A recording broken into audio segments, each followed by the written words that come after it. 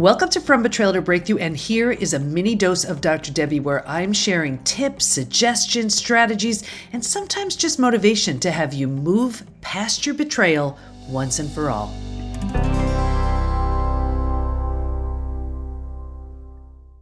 So I've found that we can either prevent a life crisis or we can heal from one. Dr. Debi here. So think about a life crisis: divorce, death of a loved one, disease, natural disaster, devastation of some kind, abuse, betrayal, financial crisis, whatever it is for you. And what I see is there are ways that we try to prevent a life crisis in a healthy way, and then an unhealthy way. Healthy ways would be things like what you're probably already doing. You're eating well, you're exercising, maybe spending time in nature, being with friends, support, getting enough sleep, supplementing correctly, things like that. And then there are the unhealthy ways. And this is what we do, where we use food, drugs, alcohol, work, TV, keeping busy, reckless behavior, anything to numb, avoid, and distract ourselves from what's painful to feel or face. But you know what happens? The voice gets louder and louder. It's like we get this tap on the shoulder. There's something that we're meant to see, do, become. And we don't want to deal with that because it's going to create a lot of change. It's going to create a lot of shakeup. So what we do is the stakes get higher and higher. So if you used to take a glass of wine, it's taking 2 or 3. You used to take a little, a cookie or 2, you're eating a whole bunch of cookies. You used to take a show, you're binge watching a whole series. And what happens is we do this, we think it works, and we do this until we can't, and until it doesn't work. And then what happens is there's that reckoning. We're faced with this life crisis that now we really need to clean up. We can't avoid it anymore. We can't try to act like it's not there anymore. So I found that there are these 4 questions that really help to see if we are trying to prevent or heal. See if you're numbing, avoiding, distracting. I'll ask them to you. Ready? Am I numbing and avoiding? If so, how? Be honest with yourself. Do you walk into the kitchen and you're not hungry and you're raiding cabinets? What do you do? The second question: what am I pretending not to see? Am I pretending not to see that there's trouble in my relationship?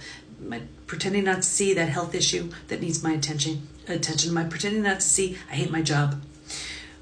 What's life going to look like in 5 to 10 years if I keep this going? Play that all the way out. What's it going to look like? And what can life look like if I change now? I'm not saying it's easy. Transformation begins when we tell ourselves the truth. So for this and so much more, go to subscribe to Debi.com, and I have so many things there for you. I'll see you next time. So you may have heard that saying, when someone shows you who they are, believe them. I want to give you 6 ways to know who someone is.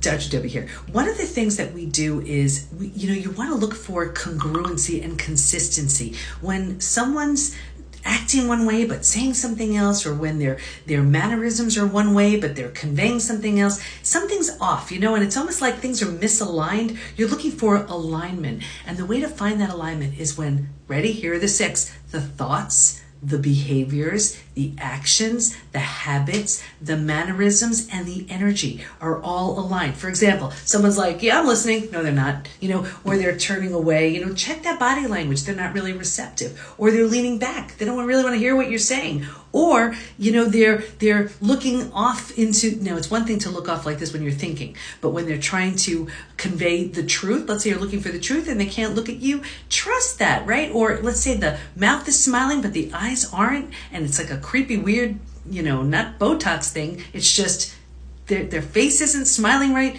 Trust it. Everything needs to be aligned. I'll never forget a friend of mine who's an intuitive, and he's like, Debi, you're vanilla. And I was like, well, that's just so insulting. He said, no, I mean it in a good way. If I were to slice you up and down the middle, you'd be consistent and congruent throughout. There are no surprises here. It's not like, wow, I wasn't expecting that, or that was really a surprise. Everything is aligned. Everything is congruent. Well, you want to be, in this case, you want to be vanilla, where the thoughts, actions, behaviors, habits, mannerisms, energy is aligned. And make sure you are that way, and that's what you see in other people. If there's something off, trust it. If it feels completely aligned, check that energy, check the mannerisms, check the thoughts, the behaviors. Everything needs to be congruent so you can feel safe and you can feel like you can trust. Of course, you're going to be wary. Of course, you're going to be hesitant, but that's a great start. I'll talk to you next time. It's day 5 of the Trust Again Intensive. These people have been working so hard.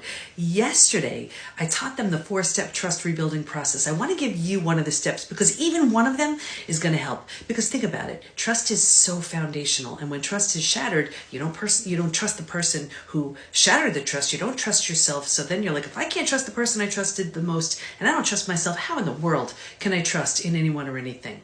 It is so, there's this ripple effect and it affects every area of life. It affects you physically, mentally, emotionally, psychologically, spiritually. So here's one of the steps, and I hope this helps you. One of the things you want to do is rebuild trust in your gut, in your intuition, in your wise inner guide, right? Because what happens is we turn that down, and it really serves us if we pay attention. So one of the ways to do that is get a felt sense of what trust, of what safety feels like for you. Like maybe it's 2 babies giggling. Maybe it's a dog wagging his or her tail. Whatever it is for you. Get a sense of what that feels like for you. Is there a color? Is there a texture? Where do you feel it? That's what trust feels like. Lock that in. Then think of when someone was lying to you. D-Day, Discovery Day, when you just realized that you could not trust this person. Right? How does that feel? Get a felt sense. Does it feel tight, constricted, closed? Where do you feel that on your body? That's what a lack of trust feels like. Lock it in. And now, as you go about your day with everybody you're interacting with things you're doing, with people you're speaking with, which vision does it, which felt sense does it more closely resonate with? When you're talking with that person, does it feel closer to those 2 babies giggling, or does it feel closer to when you were lied to? Trust your gut. It never lies. People do, but your gut never does. Your gut is so much more perceptive than your mind. So as you move about your day, just get those 2 pictures in mind and then test and check. Does it feel closer to trust? Does it feel closer to a lack of trust? Hope that helps. I'll talk to you next time.